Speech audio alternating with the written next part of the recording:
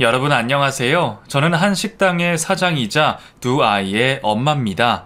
제가 이곳에 이렇게 글을 쓰는 이유는 정말 어처구니 없고도 힘들었던 지난 일을 털어놓고자 해요. 세상 살면서 이런 일을 제가 당할 줄은 상상도 하지 못했는데 말이죠. 그때 받았던 충격과 상처들을 이제 이곳에 털어놓으며 조금은 마음 편하게 앞으로의 인생을 살아가고 싶네요. 그럼 지금부터 제 이야기를 시작해 보도록 하겠습니다. 저는 한 집안의 장녀로 태어났고 어린 시절에는 가정 형편이 좋지 못했었어요. 워낙에 어렵게 살고 그래서 친구들의 도시락 반찬이 너무 부럽기까지 했었죠.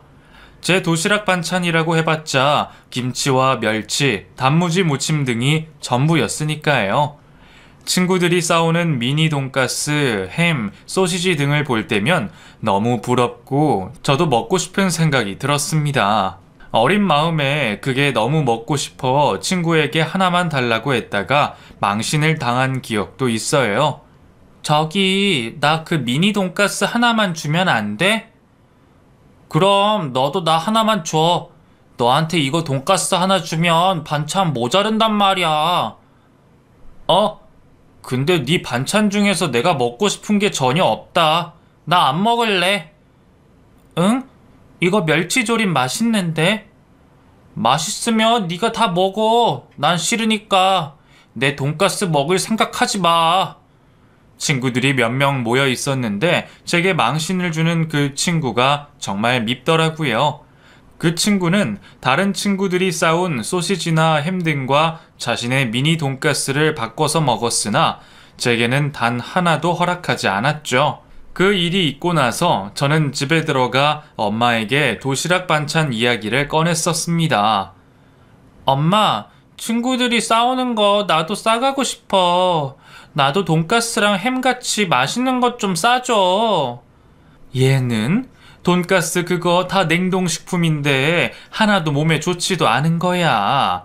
네가 싸가는 멸치조림이 건강에 훨씬 더 좋다고. 그래도 나는 싫어. 몸에 좋지 않은데 왜 이렇게 맛있는 냄새가 나? 친구들은 맨날 그런 거 먹던데.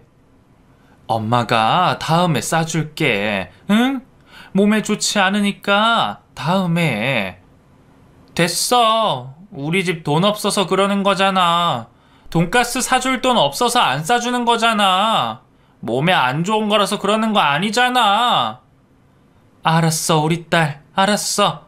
엄마가 다음에 꼭 사서 반찬으로 싸줄 테니까 그만해. 응? 맨날 그만하래. 우리 엄마는 맨날 내가 무슨 말 하면 그만하래. 엄마의 말에 저는 그만 울음을 터뜨렸고 속상한 엄마 역시 억지로 눈물을 참고 계시는 것 같았어요. 그때는 참 어렸던 것 같아요. 지금 생각해보면 아무것도 아닌 것인데 그때는 왜 그렇게 그게 중요했던 건지 하루 종일 머릿속에 도시락 반찬 생각밖에 나지 않았었답니다. 그때가 아마 초등학교 저학년 시절이었던 것 같아요. 어린 시절에는 누구나 다 그럴 수 있는 것이잖아요. 그 후로 저는 아빠가 열심히 일하시는 모습을 보고 마음이 확 바뀌었습니다. 초등학교 고학년이 되었을 때 아빠는 다른 사람의 화물차에 물건을 싣고 배달해주는 일을 하셨었는데 힘들게 일하시는 모습을 보니 그동안 반찬 투정을 했던 제 자신이 한심하게 느껴졌어요. 아빠는 화물차에 세탁기와 다른 무거운 물건들을 싣고 그걸 직접 등에 짊어지면서 일을 하셨습니다. 제가 본 모습은 무거운 세탁기를 아빠 혼자 등에 짊어진 후 건물 4층까지 계단을 통해 올라가는 모습이었는데 그때 정말 충격적이었던 것 같아요. 한여름이었는데 땀을 뻘뻘 흘리시며 그 무거운 짐을 들고 가시는 모습이 마치 생활의 무게를 감내해야 하는 가장의 모습을 딱 보여주는 것 같았거든요. 더군다나 아빠가 퇴근하고 집에 와서 맨날 허리 아프다, 다리 아프다고 하시며 저희 남매와 잘 놀아주지 않으셔서 그게 다 핑계라고 생각하고 아빠를 미워한 적이 있었거든요. 그런 생각을 하고 있던 차에 아빠의 일하는 모습을 보니 너무너무 미안해지더라고요. 저는 아빠가 세탁기를 올려주고 터덜터덜 내려오시는 길에 마주쳤고 아빠에게 물었습니다. 아빠, 괜찮아? 어떻게 저렇게 무거운 걸 들어? 아이고, 이 녀석. 우리 딸 여기 왜 와 있어? 아이고, 아빠 깜짝 놀랬네. 여기 우리 학교 바로 근처잖아. 학교 끝나고 나오다가 아빠 본 거지. 아이, 그렇지. 아이, 맞네. 그 아까 오면서 여기 우리 딸 학교 옆이라는 생각했었는데 금세 까먹어 버렸네. 아빠, 안 무거웠어? 아까 세탁기 등에 짊어지고 여기 계단 올라갔잖아. 괜찮아? 허리 괜찮아? 다리도 괜찮아? 그럼 괜찮지. 아빠는 천하무적이야. 힘이 얼마나 센데? 아무 걱정하지 않아도 돼. 이 무거운 거 10개는 더 들 수 있다니까. 아빠, 근데 이런 거 하지 마. 이런 일 하지 않으면 안 돼? 이렇게 무거운 거 드는 거 하지 말고 다른 거 해. 나 아빠 이런 거 하는 거 싫어. 싫단 말이야. 우리 딸 많이 컸네. 이렇게 아빠 걱정도 해주고. 괜찮아. 아빠는 아직 이렇게 젊고 쌩쌩한데 뭐. 저는 아빠에게 그 일을 그만두라고 할 정도로 싫었습니다. 아빠가 일을 하시는 모습이 이 정도일 거라고 상상을 못했거든요. 그날의 충격이 며칠 동안 계속되었고 저는 밥을 먹을 때에도 학교에 있을 때에도 아빠 걱정뿐이었어요. 아니나 다를까 제가 걱정했던 일은 현실로 일어나고 말았습니다. 아빠가 무거운 물건을 들고 계단을 올라가다가 넘어지면서 크게 다치셨다고 했고 병원에서 치료까지 받게 되셨죠. 그날 이후로 아빠는 허리 쪽을 많이 다치셨는지 무거운 물건을 들 수 없게 되셨고 그때부터 다른 일을 찾아서 헤매이셨죠. 다른 일이라고 해봤자 배움이 짧은 아빠가 할 수 있는 일은 매우 한정적이었는데 그때 아빠는 어느 한 식당에 취직을 하게 되셨습니다. 아주 잘 되는 고깃집이었는데 그곳에서 일을 배우고 싶다고 엄마와 상의하는 말을 들은 적이 있어요. 여보, 우리 아이들의 미래를 위해서라도 뭔가 비전 있는 일을 해야겠어. 하루 벌어 하루 사는 이 인생으로는 자식들 교육도 그렇고 우리 생활도 그렇고 그래서 나 식당 일 좀 배우려고. 다행히 아주 좋은 사장님을 만나서 그 사장님이 고깃집 불 피우는 것부터 시작해서 노하우를 전수해 주신다고 하니까 나 열심히 한번 배워볼래. 그래요, 여보. 우리 앞으로 미래를 위해서 열심히 노력해봐요. 언제나 긍정적으로 가족을 위해서 희생해줘서 너무 고마워요, 여보. 나도 열심히 도울게요. 그렇게 아빠는 식당에서 2년 정도 일을 하면서 배우셨고 그 후에는 작고 허름한 가게를 하나 인수하셨습니다. 이미 다 망해서 가게가 영업도 하지 않는 아주 조그만한 곳이었는데 권리금 없이 조금의 보증금과 적은 월세를 내고 시작할 수 있으셨다고 해요. 아빠는 그곳을 손수 직접 다 고치시고 손보셨고 인테리어나 집기류 등에 들어가는 비용을 최소화시키셨으며 일하던 곳의 사장님 도움까지 받아 고깃집을 오픈하게 되었습니다. 그 고깃집을 오픈하시며 아빠는 굳은 다짐을 하셨어요. 이것이 제2의 인생의 시작이 될 것이고 터닝 포인트가 될 것이라는 말씀을 하셨고 정말 24시간을 가리지 않고 가게에 매진하셨습니다.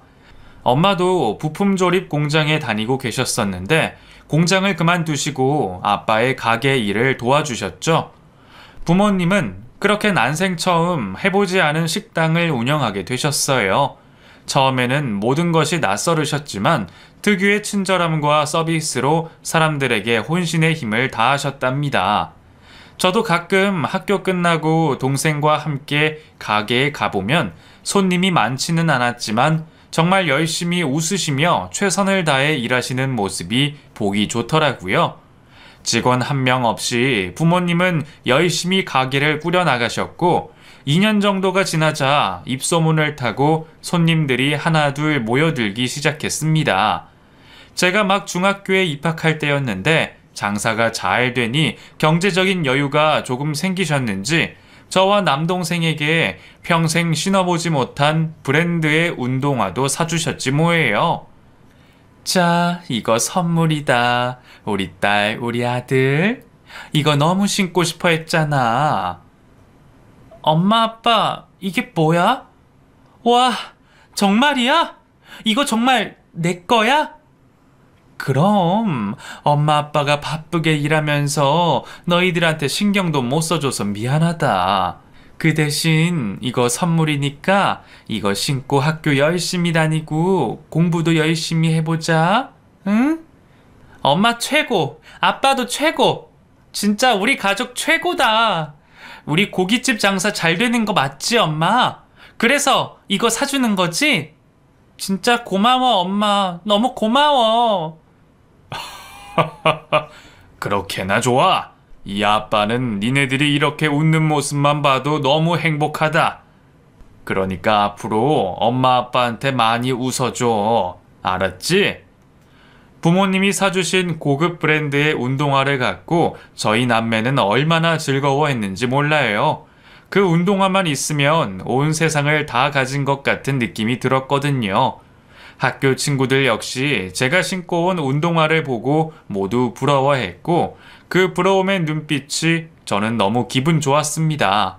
여태껏 다른 친구들의 도시락 반찬이나 옷, 운동화 등을 부러워하며 지냈었는데 그 부러움의 대상이 제가 된 것은 처음이었으니까요.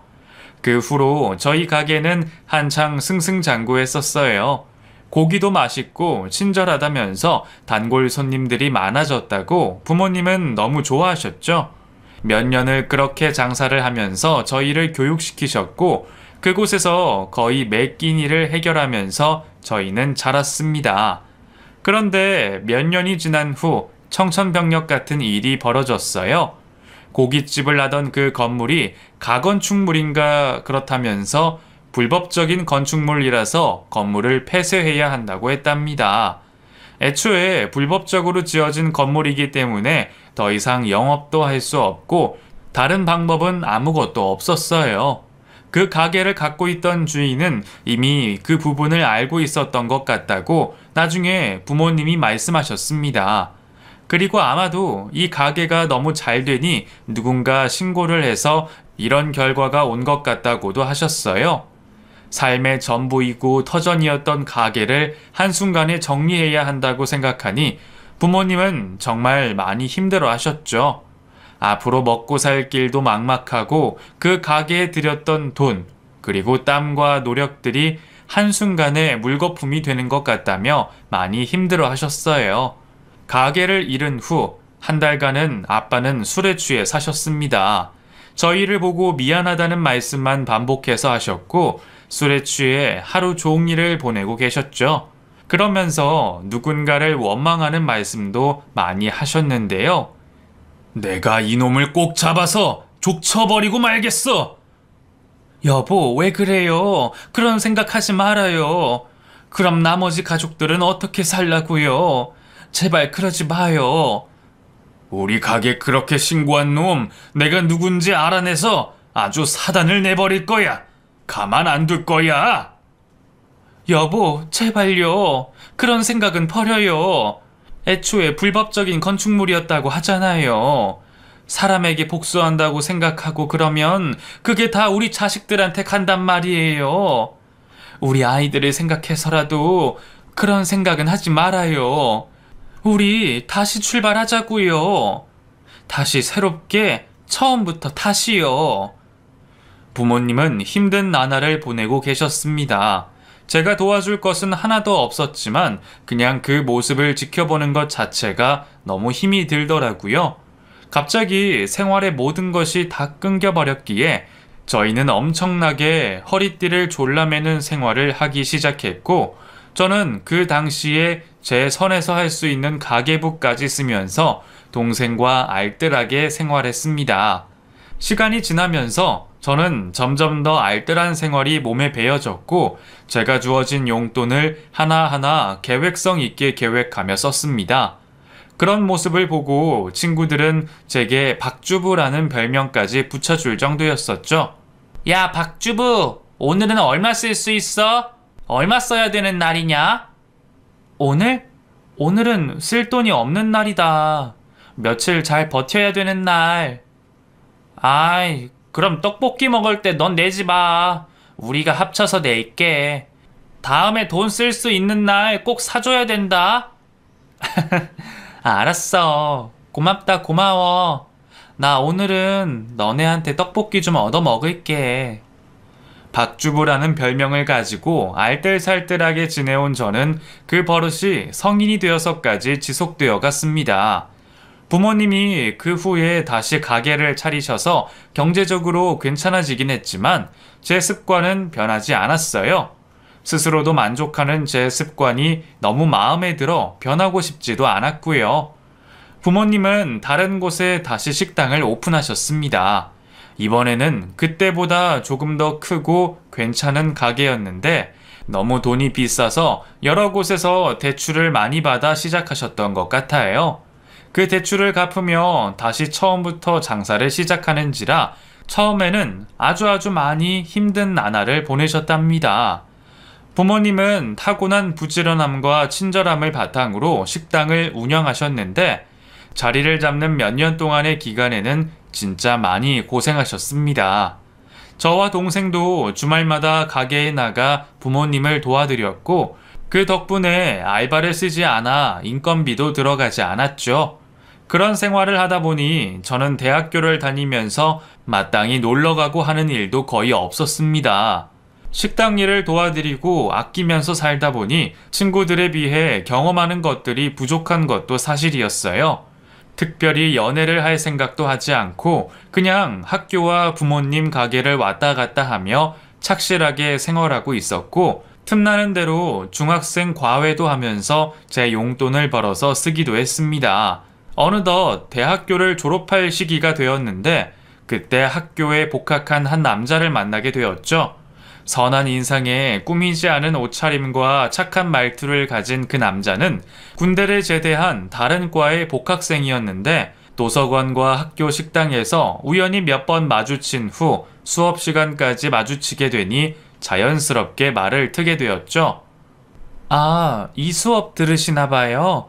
아까 도서관에서 고마웠어요. 책 양보해 주셔서. 아닙니다. 먼저 보시고 저는 다음 주에 다시 빌리면 되니까요. 괜찮아요. 네, 감사해요. 이거 음료수 하나 드세요. 제 거 뽑으면서 하나 뽑았어요. 도서관에서 책을 양보해줘서 고마움의 뜻으로 음료수 하나를 뽑아주었고 그것이 그 사람과 저의 인연의 발단이 되었습니다.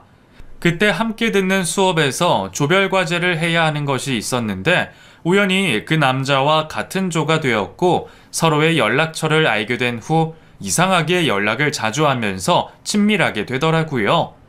특히나 그 남자와 제가 비슷한 면이 있었는데요. 어려웠던 형편 때문에 절약 정신이 투철하다는 것이었어요. 알고 보니 그 남자는 부모님이 모두 돌아가셨고 할머니와 함께 자랐던 사람인데 대학 등록금도 없어서 한 학기를 휴학하고 다닌 적도 있었다고 합니다. 방학이면 공사판에 가서 일을 해서 돈을 벌고 대학 등록금을 마련했고 학기 중에는 밤 늦은 시간까지 호프집에서 알바를 해서 생활비와 자취집 비용을 해결해야 한다고 해요. 그러니까 자신을 위해 쓰는 시간과 돈은 거의 없었을 거예요. 사람이 하는 행동을 보면 대충 그 삶이 짐작이 되는 법이잖아요. 작은 거 하나 사 먹을 때에도 돈 때문에 망설이고 옷도 초라하고 그런 모습이 왠지 자꾸만 동정심이 생기는 사람이었어요. 저희 집은 그래도 고깃집을 운영하고 계셨고 부모님이 모두 다 계신 상태라서 그 남자보다는 훨씬 나은 형편이었거든요. 부쩍 가까워진 그 남자와 저는 학교 식당에서 함께 밥도 먹고 자판기에서 150원짜리 커피도 뽑아 마시면서 서로에 대한 이야기를 나누는 시간이 많아졌습니다. 절약하는 패턴도 저와 매우 비슷해서 저는 솔직히 그 사람에게 조금 끌렸던 것 같아요. 나이는 3살 위였지만 학년은 같았고 학교 근처 허름한 주택가 반지하에서 혼자 살고 있는 그 남자에게 저는 점점 마음의 문을 열었습니다. 처음에는 그저 친구, 오빠처럼 편하게 지냈고 그러면서 학교 안에서 붙어 있는 날이 많아졌고 너무 추운 날에는 같이 놀고 싶은데 마땅치가 않아 그 남자의 자취방에 들어가서 함께 밥도 먹고 그랬었어요. 반찬도 하나도 없이 김치 하나만 달랑 있는 그 남자의 집에 저는 계란도 사놓았고 제가 그토록 좋아하던 미니 돈가스도 사다 놓고 튀겨주기도 했습니다. 저도 워낙에 절약하는 습관이 배어 있어서 생각지 못한 지출을 하는 것이 용납이 안 되는 스타일이었지만 그때는 그냥 그런 모든 것이 용납이 되더라고요. 그렇게 그 남자와 붙어 있는 시간이 많아지면서 서로에게 호감을 느끼며 자연스레 연인이 되었습니다. 친구에서 연인이 되어가는 타이밍을 말로 설명하기는 참 애매한 것 같아요. 어느 순간 서로에게 향해 가는 감정이 특별하다는 것을 느끼는 순간 스파크가 확 일어나면서 찌릿찌릿하다고 해야 할까요? 하나부터 열까지 세심하게 저를 배려해주고 챙겨주는 남친이 정말 좋았습니다. 선한 인상에 배려심까지 가득하니 제게는 더 바랄 것이 없는 사람이었죠. 다만 환경적인 부분에서 너무 어렵다 보니까 영화를 보거나 특별한 데이트를 하고 싶어도 돈부터 걱정하는 것 때문에 조금은 신경이 쓰이기도 했어요. 저는 취업을 한 상태였고 남친은 아직 취업을 하지 못한 시기가 있었는데 그때는 제가 남친에게 용돈까지 주면서 생활을 이어나갔습니다. 제대로 된 겨울 점퍼 하나 없던 남친에게 저는 직장에서 받은 월급으로 큰맘 먹고 오리털 패딩을 사주었고 데이트에 들어가는 비용의 거의 대부분을 제가 부담해야 했죠. 미안하다. 남친이 못나서 맨날 이러고 있네. 그게 무슨 말이야, 오빠. 난 세상에서 오빠가 제일 멋있는데. 그러지 마. 오빠는 잘 될 사람이야. 착하고 배려심 강하고 또 열심히 살고. 이런 사람이 진짜 최고지. 아니야. 착하고 이런 것도 다 필요 없어. 인생을 잘 재밌게 살려면 무조건 돈이 있어야 하는 거잖아. 난 그렇게 생각 안 해. 돈은 최소한의 필요한 것만 해결하면 되지. 돈 때문에 행복하고 돈 없다고 안 행복한 건 아니잖아. 우리 봐. 이렇게 공원에서 자판기 커피 마시면서 데이트를 해도 행복하잖아.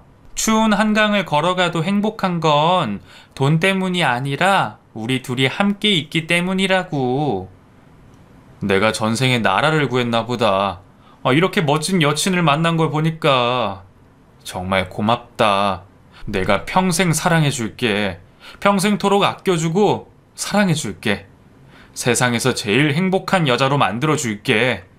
이 남자의 말을 믿고 저는 부모님께 이 남자를 소개시켜 줬습니다. 환경적인 부분이 마음에 들지는 않았지만 저희 아빠는 오히려 이런 남친을 위로해주며 용기를 북돋아 주셨죠.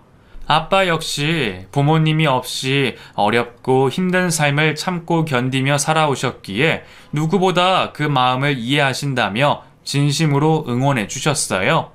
특히나 아직 취업이 잘 되지 않았던 남친을 위해 아빠는 식당에서 파는 질 좋은 고기도 싸주시고 밥도 먹으러 오라고 하시며 직접 남친에게 연락까지 하실 정도였죠. 남친의 선한 인성과 눈빛이 너무나 마음에 든다고 하시며 다른 것은 몰라도 저만을 사랑하고 아껴줄 것 같다라는 믿음도 가지고 계셨어요. 난생 처음으로 남자친구를 사귀었고 집에 소개까지 시켜준 저를 더 믿고 계셨던 것이기도 하고요. 아빠의 그런 믿음이 남친에게 얼마나 큰 도움이 되었는지 모릅니다. 남친은 항상 저희 부모님께 감사하다고 하며 가게 일도 많이 도와주었어요.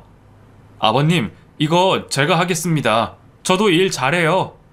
앉아 있어. 밥도 아직 못 먹었을 텐데 앉아서 천천히 들게나. 아니에요. 아버님도 아직 못 드시고 일하고 계시는데 제가 어떻게 앉아 있어요. 이거 같이 빨리 하고 같이 드세요. 이리 주세요. 얼른요. 싹싹한 남친의 행동에 부모님 모두 만족해 하셨고 얼마 후 남친은 취직을 하게 되었습니다. 그리고 저희는 결혼이라는 것을 준비하게 되었죠. 저의 첫 남자이자 인생의 마지막 남자가 될 것이라는 생각을 하고 그렇게 결혼을 결심했습니다. 남친에게는 연로하신 할머니밖에 안 계셨기 때문에 결혼에 필요한 준비는 거의 저희 부모님이 대신해 주셨고 식장을 잡고 신혼여행을 가는 것뿐만 아니라 신혼집을 구하는 데에도 저희 부모님이 전폭적인 지원을 해주셨어요. 가게가 안정이 되면서 직원들이 7명쯤 되었을 때니까 아마도 경제적인 여유가 좀 생기신 듯 해요. 과소비를 하시거나 그러진 않으셨지만 차곡차곡 돈을 모아 놓으셔서 아마 저의 결혼을 준비하셨나 봅니다. 결혼 이후의 생활은 정말 행복했어요. 신혼 초에 단꿈에 젖어 하루하루가 너무나 기분 좋고 구름 위를 걷는 듯한 느낌이었습니다. 결혼 후 바로 첫째 아이가 생겼고 제가 회사를 그만두며 경제적인 타격이 있었기에 더욱 허리띠를 졸라매고 절약을 하며 살았어요. 더욱이 저희 부모님한테 결혼하면서 너무 많은 것을 받았기 때문에 저는 조금씩 모아서 꼭 부모님께 조금이라도 갚아드리고 싶었거든요. 그런 마음은 남편의 마음도 같았고요. 저희는 결혼 이후 몇 년간 정말 부모님께 적금을 들어 최소한의 은혜는 갚자는 말을 많이 했었습니다. 정말 나는 당신을 만나고 당신 부모님을 만난 것이 인생의 가장 큰 행운인 것 같아. 우리 부모님이 하늘나라에서 천사 같은 당신을 보내준 게 아닐까 싶은 생각이야. 너무 고맙고 감사해. 진짜 결혼할 때 장인 장모님께 받은 은혜 내가 조금씩이라도 꼭 갚을게. 난 한순간도 장인 장모님을 남이라고 생각해 본 적이 없어. 당신이 그렇게 말해주니까 너무 고마워. 우리 부모님 정말 어렵게 사신 분이야. 나 어렸을 때 우리 아빠 등짐까지 지어가면서 돈 버시다가 다치시기도 했고 엄마는 공장에서 하루 종일 일하셨고 이제서야 가게가 잘 돼서 편안해지신 거지. 그 전에는 진짜 힘드셨거든. 우리 부모님을 그렇게 생각해줘서 너무 고마워, 자기야. 고맙긴 내가 더 고맙지. 나 평생 당신하고 당신 부모님 위해서 최선을 다할게. 남편의 이런 말이 제게는 아주 행복했고 저희 부모님도 친자식처럼 아껴주었어요.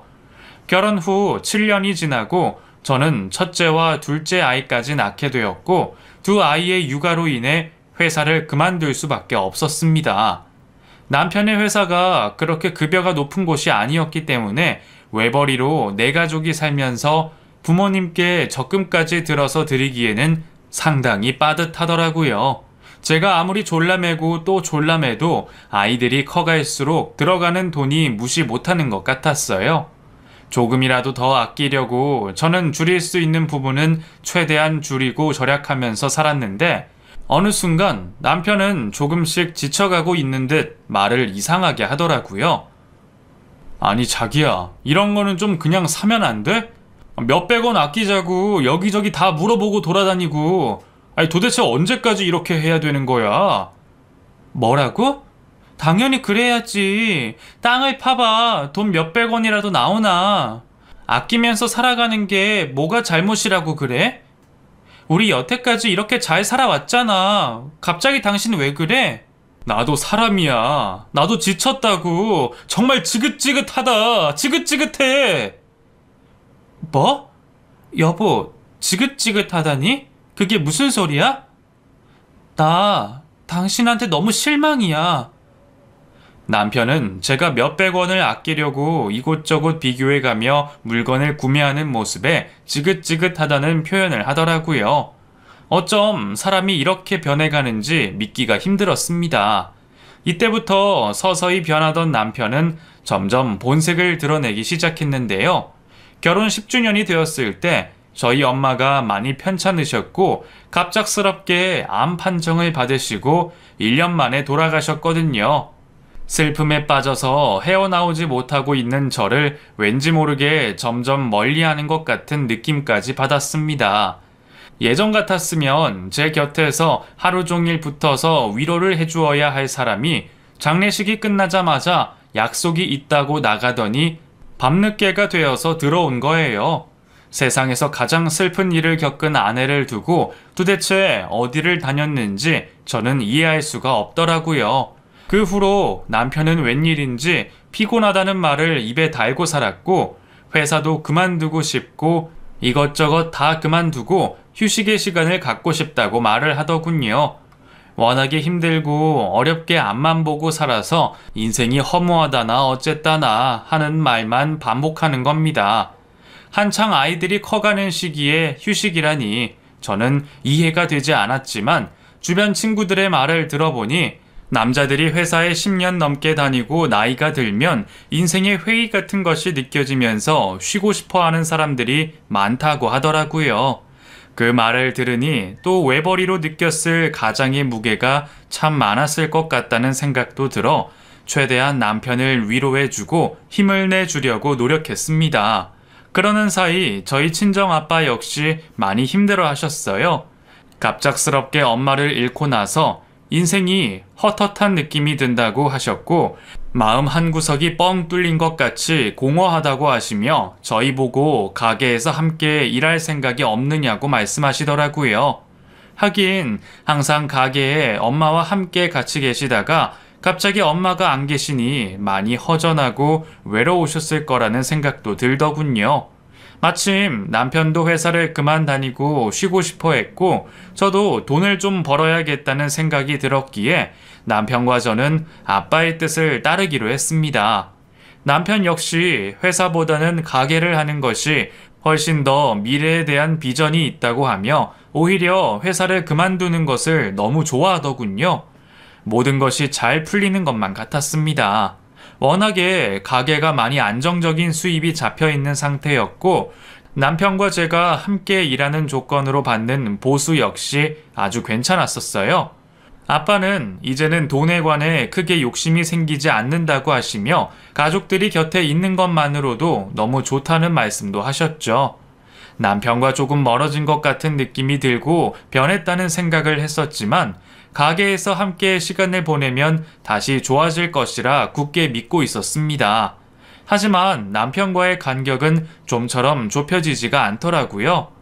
남편은 틈만 나면 가게를 벗어나는 외출을 했으며 생전 보지 못한 고급 옷이나 신발 등을 새롭게 착용하고 들어오기도 했어요. 여보, 그거 무슨 옷이야? 꽤 비싼 것 같은데? 어디서 났어? 어디서 나긴 어디서 나. 내가 하나 샀다. 나는 이런 것도 하나 못 사냐? 아니, 그냥 궁금해서 그렇지. 그렇게 비싼 옷을 사 입는 사람이 아니니까. 이런 옷 입는 사람은 뭐 정해져 있어? 나도 이제는 좀 나이도 있고 직책도 있고 하니까 깔끔하게 좀 하고 다니자. 네가 이렇게 맨날 절약절약 노래를 부르고 있는 동안 내 꼴이 아주 우스워진 것 같더라. 뭐? 그게 무슨 말이야? 내가 뭐 괜히 그래? 다 가족을 위해서 그런 거고 나랑 우리 아이들한테도 최대한 돈 안 쓰고 그런 건데. 그러니까 그렇게 다 아껴서 뭐 할 거야. 아휴, 몰라. 알았으니까 이제 그만해. 응? 아, 제발 그만. 나 스트레스 받으니까. 제 말이 듣기 싫다는 듯 남편은 딱 잘라서 그만하라고 말을 하고 자리를 피했고, 저희 부부 사이는 늘 이런 식으로 끝이 나더라고요. 말이 몇 마디만 오가면 짜증을 부리고 제가 귀찮다는 식으로 말을 했고, 저희 아빠가 있는 앞에서만 싹싹하게 잘하는 척 연기를 하는 남편이 꼴배기 싫어지더라고요. 그래도 아빠에게만큼은 이전처럼 잘하고 있으니 그나마 다행이라고 생각하고 있던 차에 아빠에게도 몹쓸 병이 찾아왔다는 것을 알게 되었습니다. 아빠는 운수 좋은 날이라는 소설책 이야기를 꺼내시며 자신에게 그동안 너무 운이 좋은 일이 많았다고 하셨고, 결국에 이런 병이 찾아오려고 그러나 보다 하시며 체념하시는 듯 보였어요. 엄마를 잃고 나신 후에 몸과 마음이 정말 많이 힘들어 하셨는데 제대로 챙겨 드시지도 못하고 잠도 못 주무시면서 수면제로 버티시더니 결국 이렇게 몸이 많이 상하셨나 봅니다. 아빠는 너무나 갑작스럽게 찾아온 운명의 시간 앞에 큰 결정을 하신 듯이 말씀하셨어요. 우리 딸, 그리고 내 아들 같은 사위, 내 가게, 나의 전부인 이 식당을 잘 맡아주게. 그럴 수 있지? 나는 이제 여기까지인 것 같아. 얼마 남지 않은 여생은 좀 그냥 편안하게 살고 싶네. 이 가게에서 아둥바둥 힘들게 말고 그냥 저기 산속 절에 들어가서 좋은 공기와 함께 편안하게 살다가 가고 싶어. 네 엄마랑 보낸 시간도 생각하면서. 장인어른, 그게 무슨 말씀이세요? 아직 장인어른 한참 멀으셨어요. 이렇게 정정하신데 왜 그런 약한 말씀을 하세요? 아닐세. 나는 그냥 이제는 편안하게 있고 싶어. 이렇게 든든한 사위랑 딸이 있는데 내가 뭐가 불안해서 가게에 붙어 있겠어. 내 아들은 자기 일 만족하는 일 하면서 잘 살고 있으니 이 가게는 자네랑 내 딸에게 주고 싶네. 잘 맡아줘. 응? 자네 같은 사람이 맡아줘야 해. 아빠는 그렇게 가게를 저희에게 넘겨주시고 산속절에 있으시다가 호스피스 병동에 가신 후 세상을 떠나셨습니다. 엄마와 아빠 모두를 잃은 저는 정말 세상 살기가 싫다는 생각까지도 하게 되었어요. 그놈의 병이 뭔지 엄마에 이어 아빠까지 제 곁을 떠나게 하다니 그냥 모든 상황들이 다 원망스러웠죠. 그래도 토끼 같은 저의 두 자식들이 있었기에 저는 버틸 수가 있었습니다. 제가 정신을 바짝 차리고 있어야 제 자식들을 잘 키울 수 있으니까요. 무슨 정신으로 하루하루를 보냈는지 모를 정도로 저는 눈앞이 캄캄했습니다. 정신이 그냥 멍했고 아무 생각도 나지 않았지만 아이들을 학교에 보내고 가게에 나와 일을 하며 똑같은 일상을 겨우겨우 반복하며 살아갔어요. 그렇게 아빠가 돌아가신 후 저는 남편과 새롭게 이 가게를 이끌어 나가야겠다는 책임감에 둘러싸여 있던 어느 날 정말 하늘에서 날벼락이 떨어지는 일이 벌어지고 말았습니다. 글쎄, 우리 아빠가 돌아가시면서 물려준 그 식당에 웬 낯선 여자를 끌고 와 사장으로 앉혀준다고 하는 거예요. 저기 인사해. 앞으로 이 가게 맡아서 이끌어줄 사장으로 내가 데려왔어. 뭐? 뭐라고? 여보, 자기야, 이게 무슨 소리야? 이분은 누구셔? 사장은 무슨 사장? 여기 우리 아빠 가게라고. 에이, 왜 이래? 니네 아빠가 나한테 물려주신 가게고 내가 대표니까 사장은 내 맘대로 앉힐 수 있는 거지.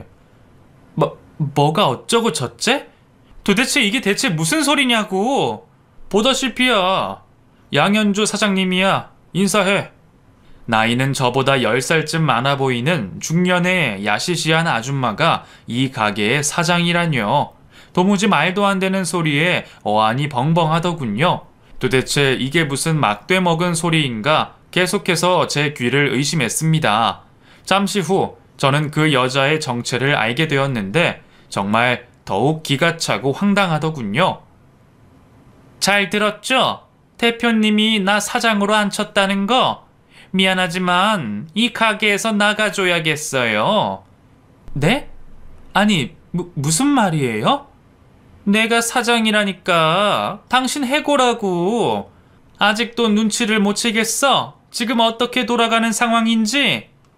너 버림받았다고. 이 남자 이제 내 남자고 이 가게 이제 우리 거라고. 응? 이 바보야. 아니 여보, 이게 도대체 무슨... 여보는 개뿔. 이제 이 남자 내 거니까 여보라는 말 당장 그만해. 아니 어떻게 자기 남편이 바람난 것도 모르고 여태껏 그렇게 멍청하게 살아? 눈치 못 챘어? 우리 만난 지 3년째인데 당신하고 잠자리도 잘 안 해줬을 텐데 말이야. 내가 그렇게 옷이랑 신발을 사입히고 했는데도 그것도 눈치 못 채고 둔하긴. 당신 도대체 누구야? 누군데 내 남편한테 이렇게. 아유, 이 답답한 여자야. 몇 번을 말해야 알아듣니? 내가 이 가게 사장 됐고 네 남편 이제 네 거 아니고 내 거라고. 그러니까 이 가게에서 나가고 남편이랑 이혼 좀 해줄래? 응? 이제 이해가 좀 되니? 저는 그제서야 정신을 차렸고 순간 모든 것이 잘못되었다는 것을 알게 되었습니다. 뭐라 말을 하지 못할 정도의 충격적인 상황에 그 어디에도 제 편은 없었고 저만 홀로 우두커니 서 있는 그런 느낌이었어요. 남편과 상간녀는 둘이 히히낙낙거리며 직원들에게 새로운 사장이라며 소개까지 시켜주며 돌아다니고 있었고 그 모습을 보고 있던 저는 너무 화가 나서 가게 안의 집기들을 바닥에 내던지고 악을 쓰며 소리소리를 질러댔어요. 아!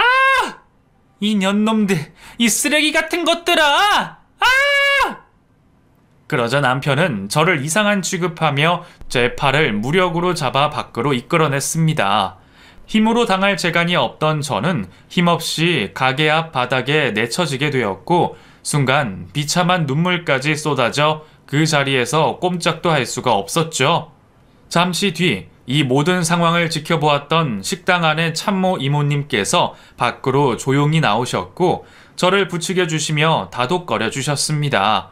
자신도 며칠 전에 알게 되었는데 제 편을 들거나 하면 이 가게에서 쫓겨나게 될 거라고 협박 같은 걸 하는 바람에 어떻게 할 수가 없었다며 미안하다고 하셨어요.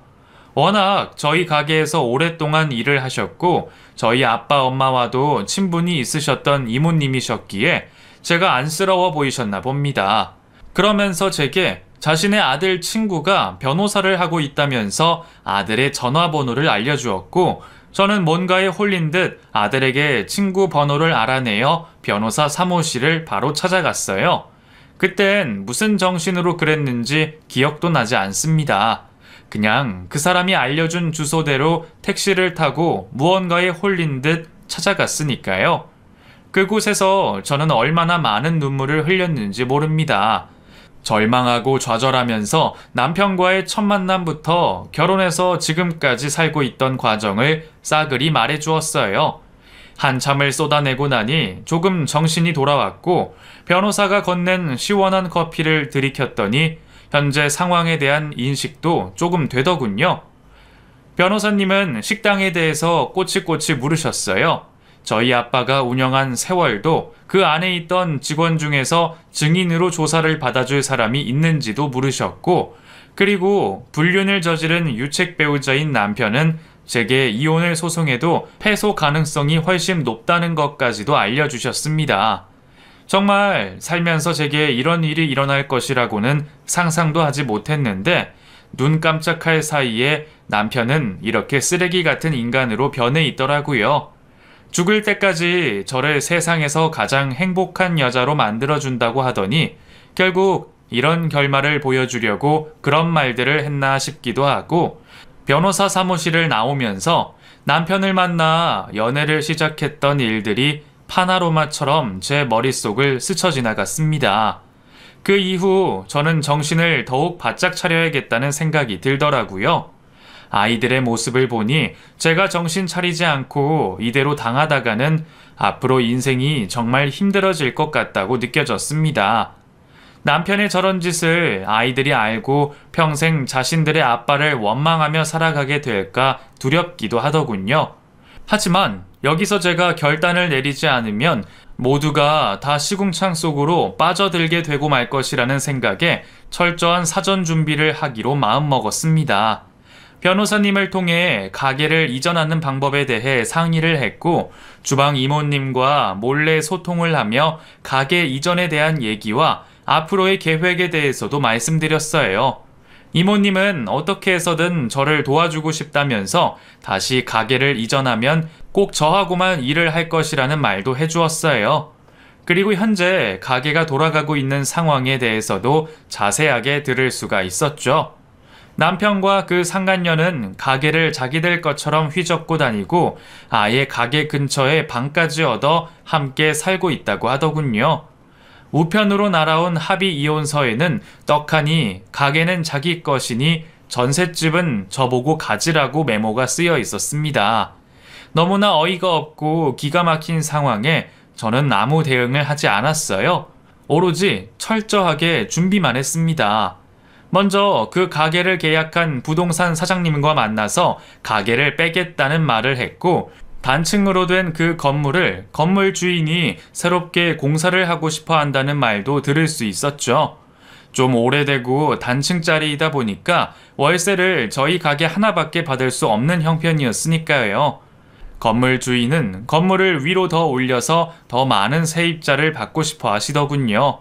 저는 그 모든 상황에 대해 변호사님의 도움을 받아 건물 철거까지 상의를 마쳤고 포크레인 한 대를 빌리게 되었습니다. 그리고 그곳에서 1km 떨어진 곳에 이미 새롭게 가게를 얻어놓은 상태였죠. 남편은 그때까지도 제가 순순히 물러날 줄로만 알고 경계태세를 늦추고 있었던 모양이에요. 하긴 평소에 그저 착하고 얌전하기만 했던 제가 이런 꿍꿍이가 있는 줄은 상상도 하지 못했겠죠. 그저 비련의 여주인공처럼 다른 여자가 생겼다고 하면 비참한 눈물을 흘리며 아이들을 데리고 어디론가 떠나버릴 것이라고만 생각했던 것 같아요. 불쌍하다는 식으로 전셋집을 빼서 앞으로 잘 살아가라는 말까지도 했었으니까요. 하지만 저는 철저하게 모든 준비를 마친 후 디데이만을 기다렸죠. 그리고 드디어 다가온 디데이에 미리 얘기해 놓은 가게 직원들을 밖으로 미리 다 빼놓고 포크레인으로 식당을 밀어버렸습니다. 식당 안에 있던 내 남편과 상간녀는 화들짝 놀라며 소리를 질렀고, 가게 밖에서 제가 쳐다보고 있다는 것을 발견한 후 제게 뛰쳐와 제 머리채를 붙잡으려고 하더군요. 야, 이년이 정말? 이게 미쳤나? 어? 너 지금 내가 해고시켰다고 이질할 떠니? 해고 같은 소리하고 자빠졌네. 이 식당이 누구 건데 그런 소리를 짓거려? 이거 내 지분 있는 거 몰라? 이 쓰레기 같은 연놈들아. 우리 아빠가 이걸 순순히 내 남편한테만 줬겠니? 너 사람 잘못 건드렸어. 내가 그냥 바보같이 착한 사람으로만 보이지? 아니, 나 그런 사람 아니거든. 그리고 아무리 착한 사람도 이런 상황에는 맞대응을 해줘야지. 그래야 니네들이 재밌지 않겠니? 뭐? 너 지금 그게 무슨 소리야? 어디서 함부로 짓거려? 당장 경찰 불러. 영업방해에다가 남의 영업장을 포크레인으로 밀어버리니 너 완전 징역감이야. 가서 콩밥이나 처먹어. 이 바보 같은 것들아. 이제 보니 내가 바보가 아니라 니네들이 바보네. 내가 하나도 준비 없이 이런 짓을 했을 것 같니? 왜? 그때 이후로 아무 말도 안 하고 처박혀 있으니까 그냥 포기하고 사는 줄 알았구나. 여기 증인들도 미리 다 있고 조사까지 받아놓은 상태니까 쫓겨날 놈들은 너네라고. 정신 차려, 이 멍청한 것들아. 연애를 하려면 제대로 하고 남의 식당을 빼돌리려면 제대로 빼돌렸어야지. 그렇게 저는 모든 작업을 끝내고 1km 떨어진 곳에 새롭게 가게를 오픈했습니다. 기존에 저희 아빠가 운영하던 방식 그대로 간판도 그대로 하나도 바뀜이 없이 진행을 했고, 저희 부모님을 기억하고 계신 분들께는 특별하게 50% 할인 행사도 진행해 드렸어요. 덕분에 새롭게 오픈한 가게도 1년 만에 자리를 잡게 되었고, 이전만큼은 아니었지만 그래도 서서히 안정적인 궤도에 올라서게 되었어요. 그날 이후로 남편은 자신의 상간녀에게 버림을 받고 제게 다시 받아달라며 울고불고 사정하고 매달리고 했어요. 아이들을 미끼로 삼아 아빠 자리를 톡톡히 하겠다나 뭐라나 말도 안 되는 핑계를 대면서 말이죠. 어쩌면 사람이 그렇게 간사하고 야비할 수가 있는지 지금 생각해도 아주 치가 떨리네요. 무릎 꿇고 사정하던 그놈의 싸대기를 실컷 날려주었고 저는 그렇게 싱글맘으로 열심히 살아가고 있습니다. 아이들은 무럭무럭 밝게 자라고 있고 가게는 아주 승승장구하며 잘 되고 있어요. 무리를 해서라도 그때 그렇게 이전을 하고 다시 시작한 것이 신의 한 수였다고 생각합니다. 여자라고 못할 것 하나도 없어요. 세상에는 스스로 돕는 자를 돕는다고 하잖아요. 마음 먹고 하고 싶은 의지만 있다면 어떻게든 다 할 수가 있답니다. 저 역시도 해냈으니 혹시나 저와 비슷한 상황을 겪고 계신 분들이 있다면 망설이지 마시고 과감하게 도전해 보세요. 무엇이든지요. 그것이 비참하게 무조건 참고만 사는 것보다는 더욱 나은 미래를 만들어줄 수 있을 테니까요. 제 긴 이야기 들어주셔서 감사드립니다. 그럼 이상으로 제 이야기를 마치겠습니다.